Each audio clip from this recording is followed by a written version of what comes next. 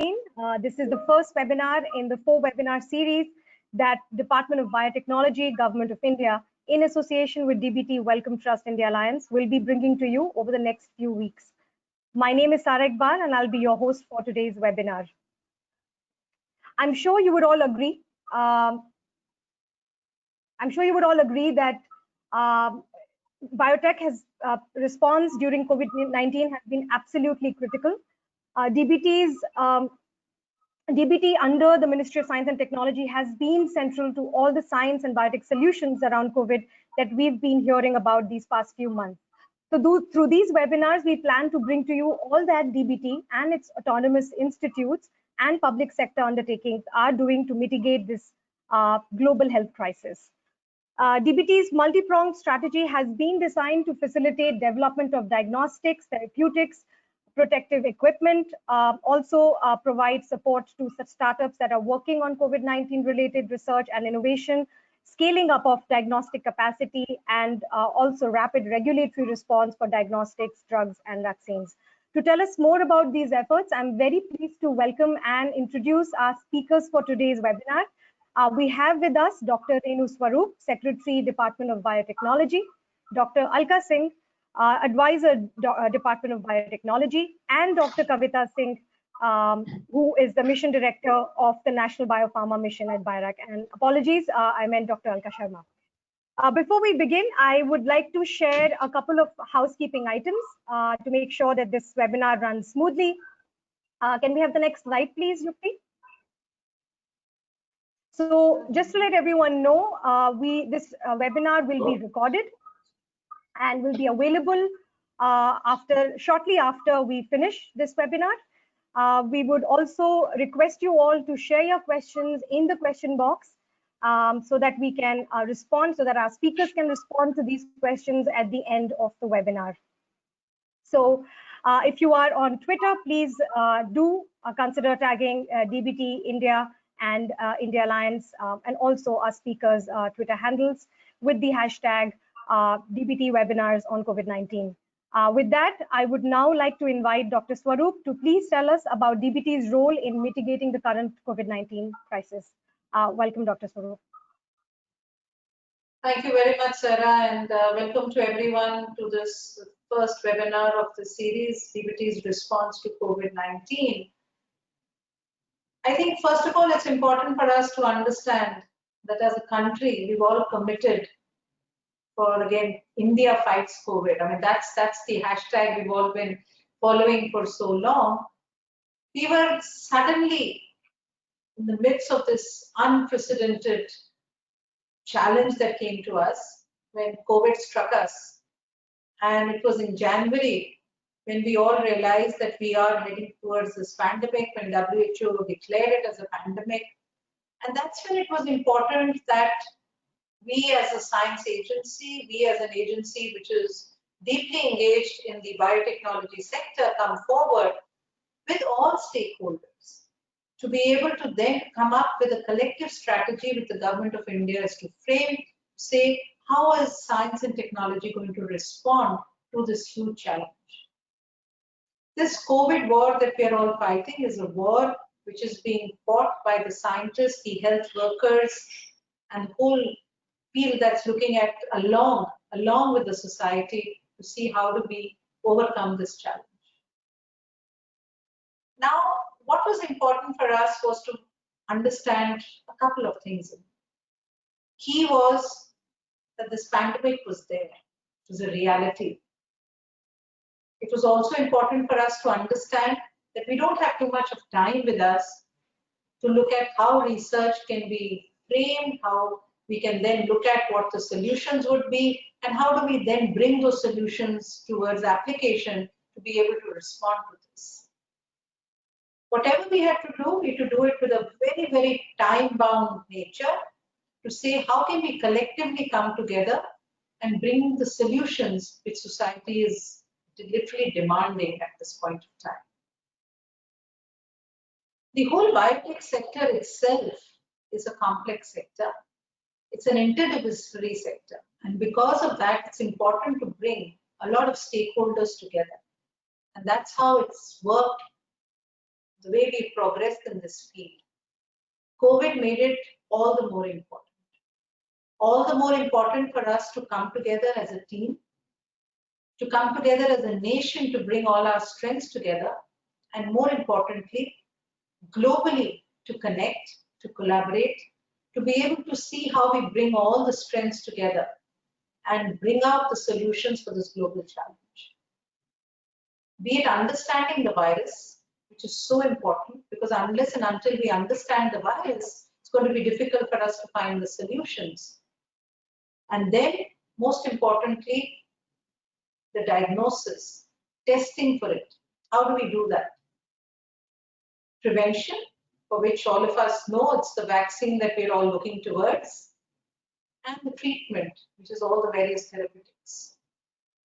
So each of these, we put in our focused attention, and the Department of Biotechnology, along with its public sector BIRAC, so it's actually a DBT BIRAC research consortium that we launched, but more importantly, a DBT BIRAC COVID response consortium, which was not just the research, but was looking at taking the research to product development.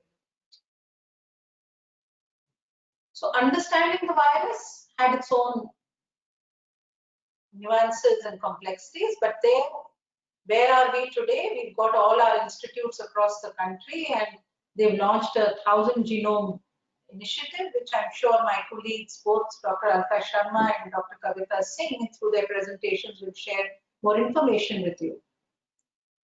But what DBT did is, and as all of you, and I'm sure most of you who have joined us for this, have a great understanding of what the DBT ecosystem is. And I think the key strength that we have in DBT is the large ecosystem that we've already built within the country in terms of capacities of human resource, capacities of infrastructure, across all the autonomous institutes of DBT, across the academic institutes, the universities, and also through BIRAC, through with the startups, with the industry, the large incubation network that we have. It was also important, and what gave us strength was the foundation that we had set up in the last many years through DBT, reaching out to these various institutes, building capacities, through BIRAC, creating this vibrant startup ecosystem. And over this last over 2 years, the National Biopharma Mission, which was meant to create an enabling ecosystem within the country to accelerate pharma products. But yes, when we set up these wonderful ecosystems, I don't think any of us imagined that we would really want to use them so very quickly for a pandemic situation. They were all meant to take India to global heights, to take how India responds to the global challenge and say, how can India be a leader in this whole sector of biotech? But these foundations that we have laid have actually now have come to our benefit now to be able to create this wonderful solution that we have been able to do for COVID. For the testing, there'll be more details which Alka and Kavita will share with you. But let me tell you, we were very, very pleased that we could immediately get our startup ecosystem and many other researchers to come forward. I'm very pleased to share with you that when we started this testing, you all recall in February and March, when the numbers were much less, we were looking at 100% import of testing kits, the PCR kits. We built capacities, we got our startups, we got some of our research institutes, we built a small manufacturing hub in Visakhapatnam. And there, with this entire effort, today as I speak with you, we are 100% self-sufficient in our production of testing kits. Not just RT-PCRs, but we also have capacities for antibody kits. When the strategy for testing starts involving them, we will be ready with it, the ELISAs. And now our next step is to work towards the antigen kits. It's also important that when we do this manufacturing locally, we have all components local. And how did this happen? Because we looked at disruption of the supply chains. We did realize that we need to make our own kits. And of course, very recently, our Honorable Prime Minister gave us the clarion call of Atmanirbhar Bharat. So we launched NBRIC, the Biotech Resource Indigenization Consortium. And again, Alka and Kavita will share more details with you. But with this, we've been able to come up to 100% indigenized kit development. The vaccines, which everyone's been really talking about, and we have the media with it all over. But yes, we are definitely there as a part of this global ecosystem that has been taken this up as a challenge. We already had a wonderful partnership with CEPI, and that partnership we could take forward. Today, we have a large number of candidates, which again you'll have more details of in the presentation. But I think what was important is, and that's where I'm trying to emphasize, creating that ecosystem. So we were trying to facilitate this whole development, and that's where we looked at creating a very, very good, transparent, efficient, without compromising on quality, a rapid regulatory response framework. The Department of Biotechnology worked very, very closely with the drug controller, and we're continuing to do that to be able to bring in these regulatory reforms which can facilitate the product development, which can facilitate translation of research to product development. We have been able to see how we could look at taking these vaccines, taking these kits. We're also looking at therapeutics. We're looking at a lot of antivirals. We're looking at natural products because, again, we have a lot of strength in that. DBT is now working with the Ayush Ministry to look at screening of some of the natural compounds to see if we can come up with some antivirals there. We're looking at different therapies, monoclonal antibodies. We're trying to look at antibodies from the plasma fractionation. So there are multiple approaches that we're taking because we all know that no single approach we can be so confident it's going to deliver immediately. It's science, it's technology. There would be success rates, but there may also be, in certain cases, we may need to go back and look at future experiments to take it forward. So it's important to have a multiple mix of these various solutions and then see which ones can immediately respond. We've also looked at trying to make testing accessible to everybody through the various testing clusters that we have set up. What was interesting is the response that we got from our scientific community. I have not been able to see this excellent level of collaboration as we've seen now. They've all come forward to collaborate. Our research laboratories are working now with the medical colleges to set up testing hubs. We've made use of all the infrastructure that we've had in terms of the PCR machines, in terms of our BSL tools, in terms of our RNA extraction units, to be able to make these into testing centers. So while research goes on, they've also taken service as a component. Today, we did realize that access to samples was key and critical for all researchers. DBT, CSIR, ICMR together have set up a large number of biorepositories, which are now looking at samples being made available to our researchers. We've set up these validation centers, which are now doing this antiviral testing. We brought out guidelines on how these validations can happen. We've also now looked at validation of kits and again made standard protocols and guidelines available to facilitate that. So I think the key message that I'm giving to you, that COVID posed a lot of challenges. The challenges we had were of physical distancing, lockdowns, disruption of supply chains, but it's given us a lot of learning, which is going to be an opportunity, not just now, but for the future. The learning that we had is excellent teamwork, excellent collaboration, using technology to our advantage, connecting virtually, yet bringing in the global connect, and most importantly, seeing what is our own strength, how do we build on it, and how do we deliver with that. I think what has come out very clearly is the human face which the science has to understand and deliver for. And I think that really is the response that we've brought in from COVID. We are very pleased that our scientific groups, our researchers, our industry have all come forward, but I think this is something that is to go beyond COVID. This experience that we have, we don't know when COVID will go, but we are sure that this experience that has come in, this learning that has come in, will give us enough strength to be able to say, this may not be the last pandemic which will strike the world, maybe in our lifetime, maybe in other lifetimes. But it will probably be a good learning for us to bring in how science responds to emergencies, to solution to society. So I think this is really what we've been able to do.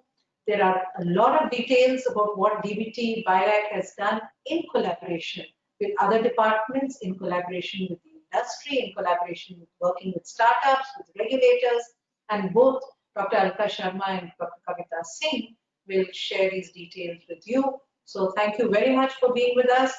As Sarah said, this is the first of the series. As we go along, this is just the overview. We will then take you through our autonomous institutes, take you through each of the verticals, take you through with the startups, with the research groups to understand deeply how science has responded.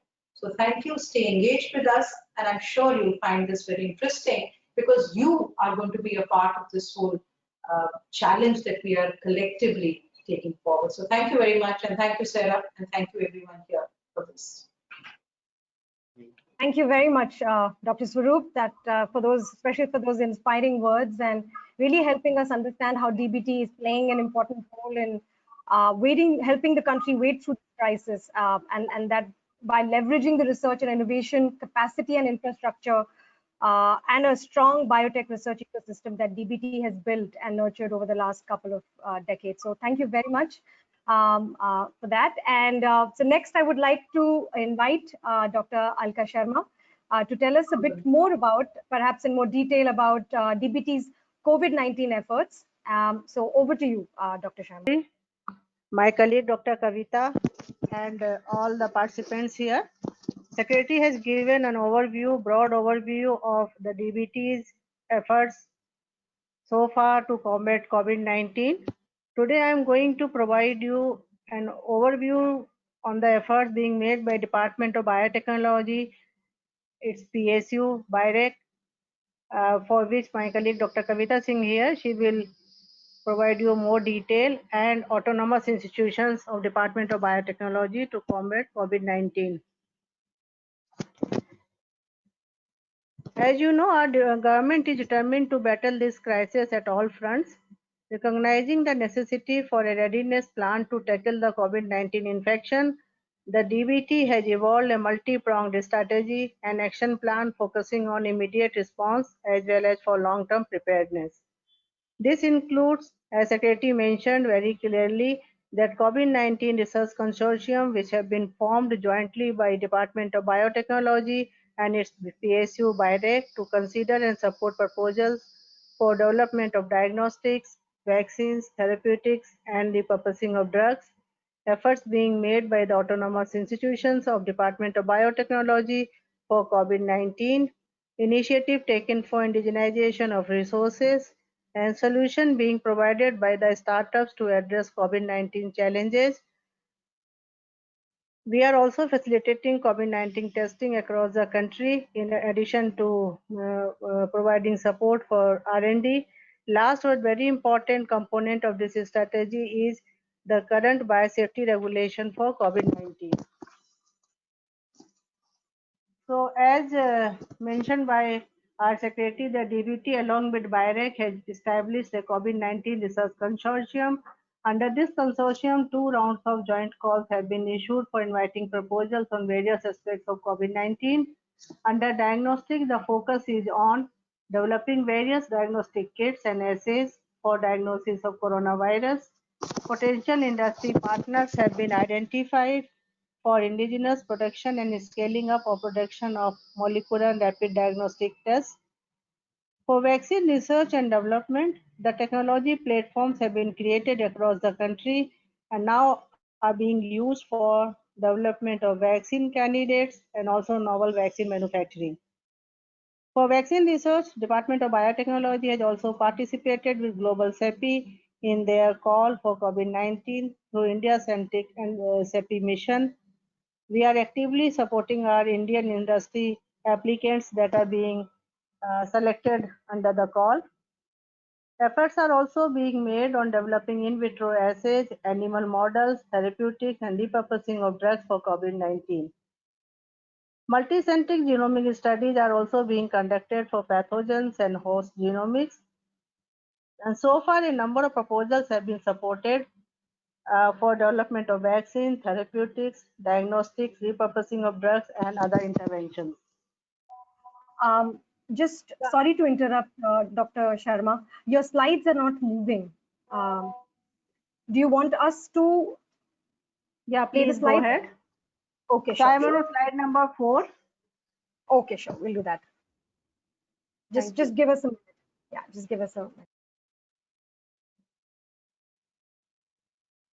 You can run through from slide number 2 onwards if you have not seen those slides.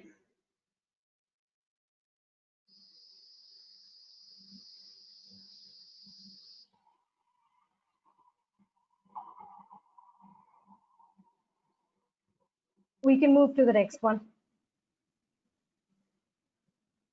So this is DBT's Autonomous Institutes efforts made so far. Slide number 4.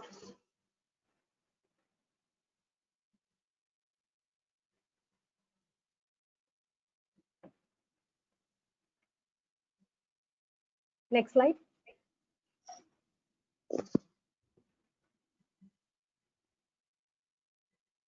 I can't see.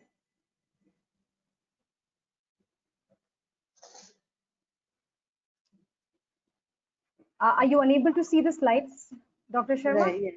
Yes, I can't see.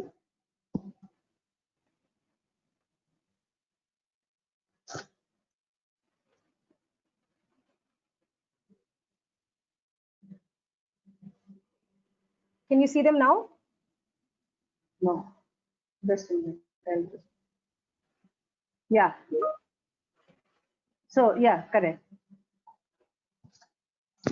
So for coming to vaccine research and development, which is one of the major thrusts of the Department of Biotechnology, as you can see from this slide, the development of vaccine is a long process and requires large capital and resource investments. However, for COVID-19 pandemic, there is a need to have a highly compressed approach for vaccine development. Here I would like to highlight that the DBT is acting as a facilitator for creating and promoting vaccine development platform for end-to-end processes, that is from discovery and early stage development followed by preclinical studies and then clinical trials. DBT and BIREC have provided support to the academic institutions as well as industries for development of vaccine candidates. We actively engage with all of them to support and promote their efforts. Next slide, please.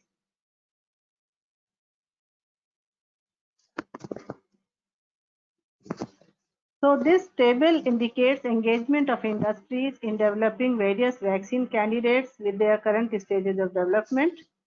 Next slide, please. Support has also been provided to the scientists and their teams in our autonomous institutions of DBT, having expertise for vaccine research and development. They are engaged in development of vaccine candidates, which are at various stages of development. Next. So this slide shows overall research activities being carried out by our autonomous institutions. Focus is on developing nucleic acid, antigen and antibody-based diagnostics, as mentioned by our secretary in her remarks. Next, please. So under Make in India initiative of the government, we have established DBT AMTZ Command Consortia at Visakhapatnam, Andhra Pradesh as a major platform having common shared facilities. These facilities are being made available to the small companies and startups to manufacture their products. Currently, the support has also been provided to manufacture ventilators and various diagnostic kits. Next. Efforts are also on development of antiviral and antibodies as therapeutics or prophylactics against this virus. This includes repurposing of existing drugs, in silico and in vitro screening for virus inhibitors, and so on. The compounds with potential antiviral activities will be now tested both in cell culture and animal models, followed by preclinical development. One of our autonomous institutions, that is NIBMG Kalyani, is coordinating Pan India and Pan DBT Autonomous Institutes National Consortium effort for sequencing of genome of this virus. The study National Initiative of Sequencing 1000 Viral Genome of the virus will involve genome sequencing of pathogens as well as host genome to generate data from circulating virus as well as infected hosts during the outbreak. So, as you all know that in the current global scenario, indigenization of resources is the key to deal with the crisis of COVID-19. Accordingly, next slide please. Accordingly, DBT has taken an initiative with the stakeholders to promote indigenization of biomedical resources in the country to fight COVID-19 pandemic and established National Biomedical Resource Indigenization Consortium, that is NBRIC. And this will be a nationwide collaborative platform to drive indigenous innovation focused on developing reagents, diagnostics, vaccines, and therapeutics for COVID-19. So under Make in India initiative, the key component of NBRIC are establishing core service capabilities to enhance domestic commercial manufacturing, building indigenous manufacturing capacity and capability to mitigate import dependency, and also strengthening the ecosystem including policy level intervention. Apart from promoting research and development, DBT is also facilitating enhancing the testing capacity for COVID-19 across the country. So coming to the next slide, where I would like to show you that in order to meet the demand for testing of COVID-19 in the country, the city and regional cluster of testing centers have been established in a hub and spoke model in the institutions of eminence under central and state government to utilize existing capacities for molecular biology and biosafety in the country. The institutes and laboratories which have the capacity and expertise for sample collection, handling, processing, and testing are serving as hubs. These hubs are mainly government laboratories approved by the respective ministries and departments as per the guidelines issued by ICMR. The testing capacity of these clusters are being scaled up. So far, 20 city and regional clusters have been established with the participation of more than 100 testing laboratories, and large number of samples have now been tested by these laboratories.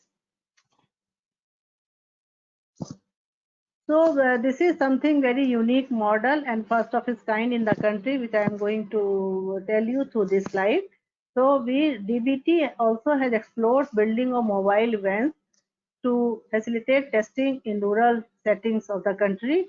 This is a well-equipped lab, and this with all the necessary equipments to perform testing of COVID-19, and this well-equipped lab has been launched very recently by our Honorable Prime Minister, and that was on 18th June. So this is the best example for indigenization of resources. Next slide, please. So far, as you all know, DBT along with BIRAC has created a vibrant biotech ecosystem across the country to promote and support innovation. So now we are working with the startups to identify and scale up their COVID-19 healthcare prevention and treatment solutions. And now they all are coming up with a number of solutions for COVID-19, which are now being evaluated at various stages in the government. Next, please. So, as we all know, the regulatory framework which we have in the country is also very important to facilitate all the activities which are now being performed by the government. So for COVID-19 also a fast-track regulatory approval mechanism has been established. And in the next slide, I would like to share with you that in order to facilitate development of vaccine, diagnostics and drugs for COVID-19, DBT along with Drug Controller General of India CDCSO has developed a rapid response regulatory framework to provide expedited regulatory approvals. Interim guidance document on laboratory biosafety to handle COVID-19 specimen has also been issued to ensure laboratory biosafety to be followed in handling and processing clinical samples, infectious virus for diagnostic testing and R&D work to develop new diagnostics and therapeutics for COVID. Guidelines for sharing of biospecimen and data for research on COVID has been issued by NITI Aayog, and a rapid regulatory pathway for COVID vaccine is also being developed to facilitate WHO CEPI's global trial. So in this slide, I would like to highlight that the special first hub, which was created 2 years back as per the recommendation of the NITI Aayog. Now DBT and BIRAC have initiated a special first hub, that is facilitation of innovation and regulation for startups and innovators on a weekly basis. So every Friday we are having a dedicated session of first hub to provide the solutions to startups and innovators, and we are addressing the queries being raised by innovators, startups, industries and academicians to facilitate their activities. So this is something very unique platform where we have representative from all interministerial departments to deal with the issues which are being faced by the startups and innovators. And we have representative from Department of Biotechnology, BIRAC, CDCSO, Ministry of Health, NIV, and also other various ministries concerned. So this platform is very useful for the newcomers, for the startups, where they can come up with their queries. And now it is being due to COVID scenario. Now the session is being organized every Friday, as I mentioned. So I will stop here. Now would be happy to address the questions related to any of the initiatives which we have taken to combat COVID-19. Thank you.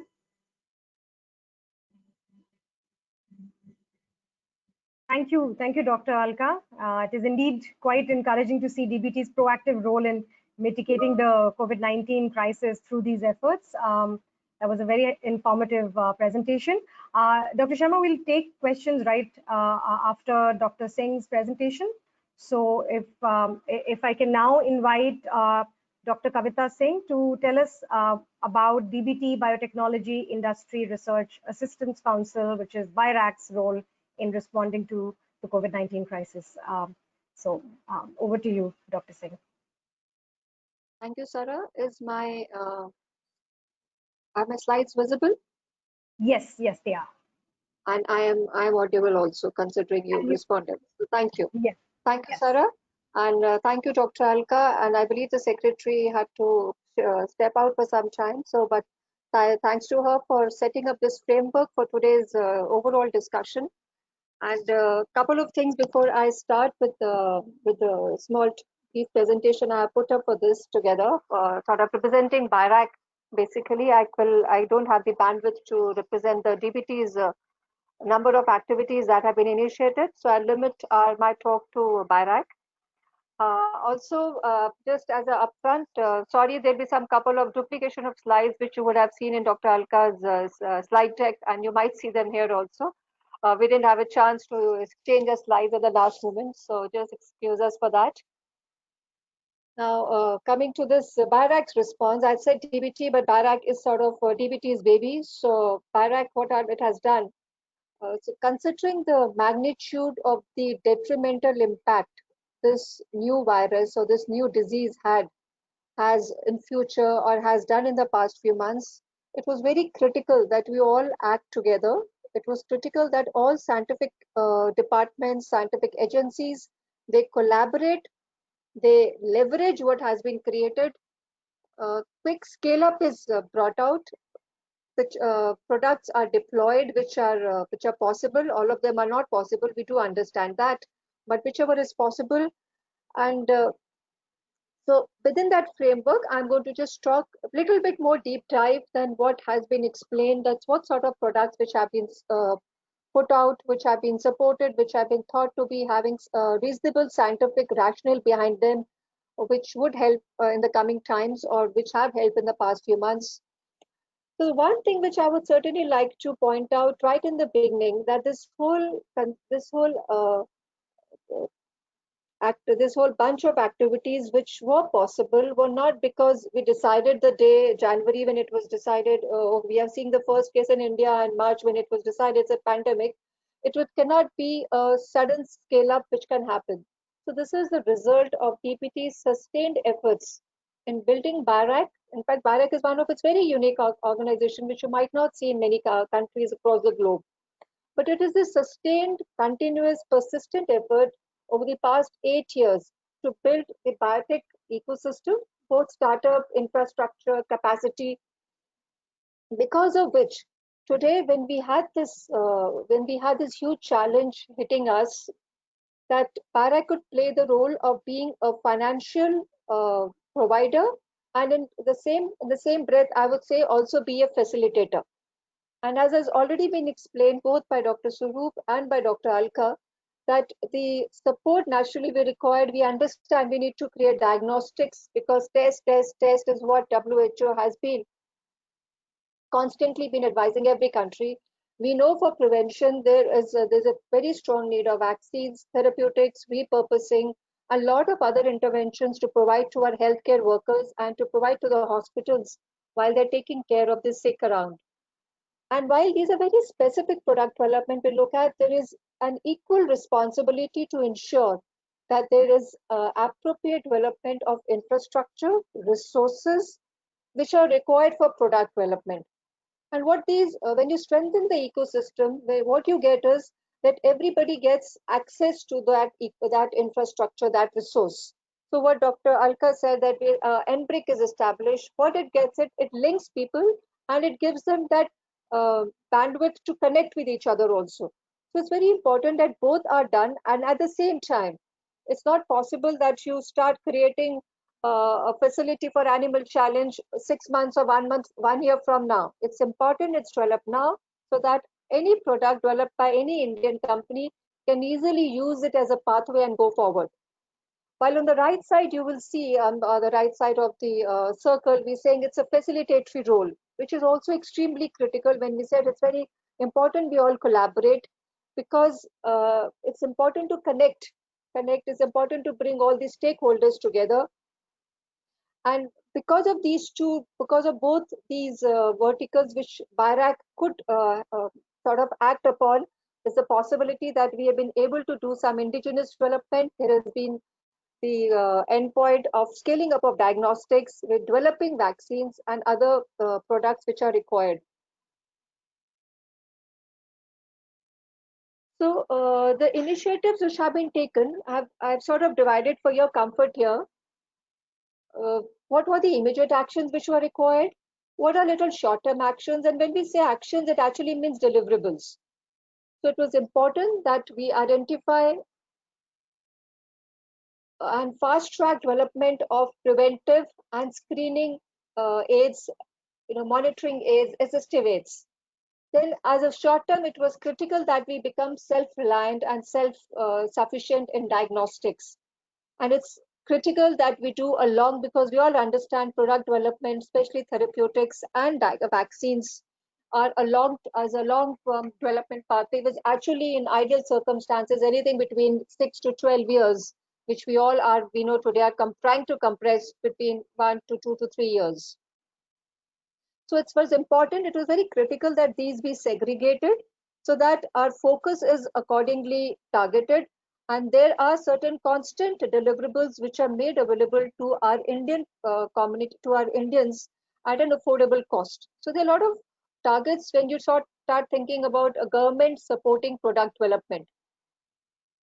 So when we talk about our immediate actions, then yes, what BIRAC did was immediately call out for products which have a role to play in COVID management of COVID patients, and they could be deployed immediately. So this whole process was started in April, and co-funding was given along with other agencies if they wanted, or even the startups could directly reach out, and they were given a target of number of products which had to be deployed from April, May, June, July onwards. So this was a short term, but yes, what we wanted to see was products available there for people to use.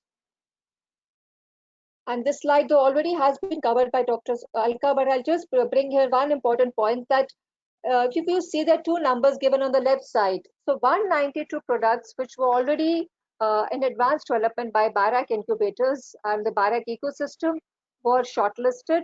Similarly, already 150 products which are in the market were shortlisted, and it was realized that 20 of them were certainly extremely useful and relevant respiratory aid, assistive aids products which were required by the patients of the country.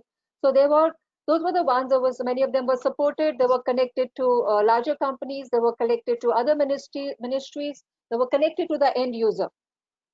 And BIRAC also ensured that to have a very wide impact reach out, it co-funds the startups with other funding agencies. So this one of the example which was given is IKP, where BIRAC has funded 15 startups, which again have products which are deployable. So that word was critical for us as an immediate action item of making the product available. The next we go to is how do we do, what is it that we did for short-term action, that is where a maximum stress was on diagnostics, because till you diagnose, till you isolate, the whole cycle is not controlled. So here one of, again, Dr. Alka did mention about the command consortia, and this is where it was a beautiful test case which was being developed for a few years. For the last couple of years, this MedTech park, the largest MedTech park in Asia, has been being supported, and it has certainly been put to the best use in the last few months, where there has been a rapid scale up of both ventilators, which we all knew India was grossly short of ventilators, and the diagnostic kits, whether they were RT-PCR or they were serological kits. So again, what I was been emphasizing, that it's not just to scale up, it is critical to have continuously work on our country's scientific infrastructure, so that when the need arises, we have it there. The other deficiency which was immediately identified is when a company were trying to scale up, they realized that much of the components which go into making a kit were being imported. So when as Dr. Swarup did mention, did refer to it, then when the supply chains got disrupted, it again impacted our capacity to create these diagnostic kits. So whether they are primers or probes, or we need antigens, even things like RNA extraction kit, we were all importing. Even the viral transport media was being imported. Even the swabs were being imported. But today, so the secretary said, we are happy to share that many companies who were working in this, maybe not exactly making the material transport media, but had the capacity, capability, the know-how to make it, because of the financial support and the commitment of purchase which they saw through the NBRIC when they got connected to the larger companies who needed it. The whole ecosystem sort of came forward to support this final endpoint, that we should be making indigenous diagnostic kits. And on similar platform, when we wanted to reach out, ensure that the testing facilities are made available even to the remote areas of the country, again, AMTZ along with TransAsia, at this medical device in this AMTZ park at Visakhapatnam, again stood up and has created this lab, which is it's a BSL-2 lab, which can do both RT-PCR and the serological test within this small mobile platform, and it can be taken to any part of the country over on the wheels. This command consortia has also allowed us, so if you see, these were the sudden, so all these companies which did not have the scale up capacity, and it was not possible for them to build up immediately the scale up capacities. They had those small numbers of products they were making every month, got access to common utilities, got access to shared areas. They didn't have to build up all this. And this COVID MedTech development and MedTech and command development strategy was put. Is working towards it. It's already delivered. Is delivering about 75 ventilators. I'm sorry, I think this is this number. I'll just check once again. But they are made till now.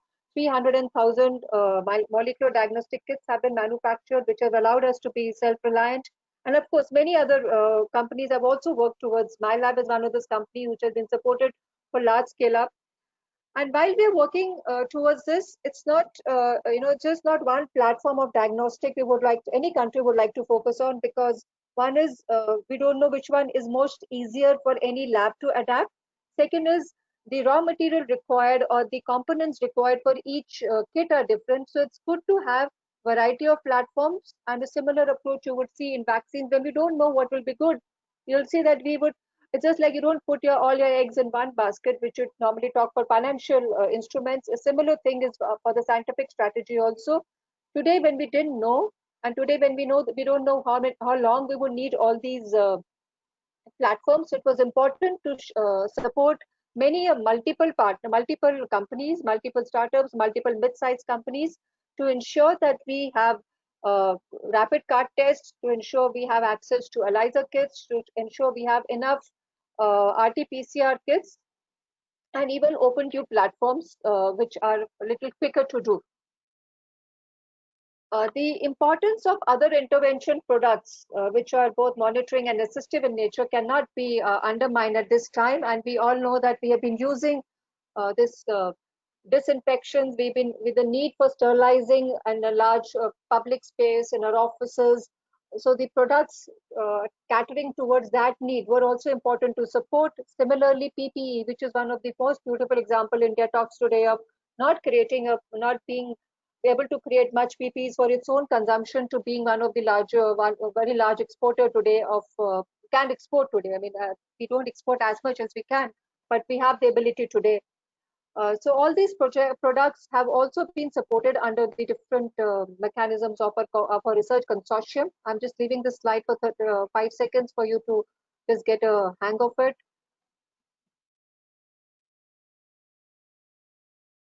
And then we come to one of the most interesting areas of functioning, which is a little long term, which we know will take time, for which we know the resources required are much beyond just supporting the affordable product development. It's critical. And as did say it in the beginning, it's very important that if we want to ensure many companies within the country, both startups, small, large, should get access to common resources. And for vaccine development, those common resources are assays, those are animal models, there are clinical immunogenicity readouts, high throughput readouts, challenge models, clinical trial sites, hospital sites where many of them would like to do a hospital trial in healthcare workers, or they would like to do a large phase 3 trial in the population-based studies. It was critical that DBT BIRAC thinks about it and just not looks at company and supports the company, because companies need access. The faster we give access to these resources, the faster and will be the race, or the faster will be the pace at which our companies will be able to deliver. So yes, there have been certain efforts of ensuring that the labs do immunogenicity assays, and every company doesn't have to have its own validated platform of assays. It's important that even the protein, if it's made available, then it can be quickly used as it's like a raw material to be used for doing assays. Pseudovirus, to ensure that we can do our neutralization assays, we can establish them. We don't need a BSL-3 facility every time with a virus to do neutralization. So these are some common resources which have been looked at. And this slide has also already been shown by Dr. Alka. So you would see a platform, all possible platforms. There is a repurposing vaccine of BCG, whose trial we are hoping to get the data in September. If that helps in training the immunity, and it may be used for our healthcare workers, the frontline workers, the other people who are essential staff. DNA platform vaccine, if you would have read yesterday, got its permission to do the phase 1 trial. It's done by another Indian company. And already a rabies vector platform, which can show COVID-19, a self-amplifying mRNA, a Vesiclovax platform, or a spike protein. So majority of the platforms of vaccines which are required, which are being developed globally, are available within the country also. And we also, I should finish off in next 2-3 minutes. It was important that you have clinical trial sites which we can have the confidence of getting electronic data, and in advance start the community engagement and ensure that these sites are compliant to the GCP guidelines, because it is difficult to suddenly wrap up your capacities. If you have not trained your sites well, you will not get the readouts of a large vaccine efficacy trial when you're looking at it. So these 5 sites were already started working and training them. Most of them are experienced sites. They have access to large, about 500,000 to 1 lakh population, which they can follow up. We want to ensure that when we're doing a trial, we don't want to lose follow-up of any subject, because we look at for efficacy in terms of infection and diseases. These are new sites which again have been funded, and they should be ready in next few months. We sort of staggered it. We realize our bandwidth is not always enough to do many things at a time. A therapeutic portfolio also, you would see, is pretty is widespread. While with companies who are making immunoglobulin, so plasma therapy, yes, we all know, is one of the most favored platform, one of the most favored interventional agent today. But having immunoglobulin at commercial scale would certainly make things easier, make it more accessible even to, like Delhi has the first plasma bank, maybe at cities which don't have them. Similarly, equine immunoglobulin, which has been an age-old product available for different diseases, similarly is being attempted for COVID.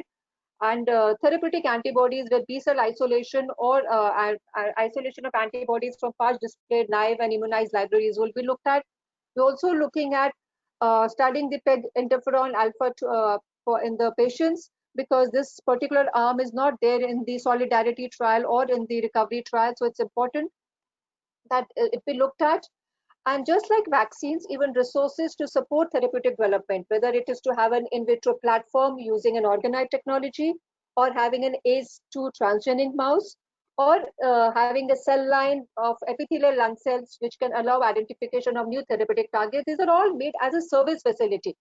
So it is important to have them. And I think I'll just skip my next 2 slides because most of it has been said by Dr. Alka, that all these startup deployable solutions have been facilitated. Just leave it for a couple of seconds. These have been supported in the last few years by BARAC, but they have come handy at this point of time.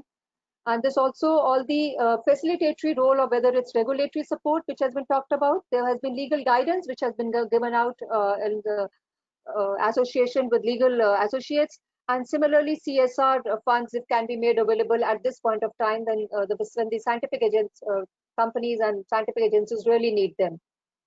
Similarly, webinars and international collaboration to help scale up and even make the products available across the globe. I think that's where I'll stop. I'm sorry, Sarah, if I've taken more time than was allotted. No, not at all. Thank you so much, Dr. Singh. That was a very helpful overview of BIRAC's efforts to tackle COVID-19. Can I now request, we have just a few minutes left in this webinar. So can I request Dr. Singh and Dr. Sharma to, if you could switch on your cameras, we can take a few audience questions. Yes, great, thank you.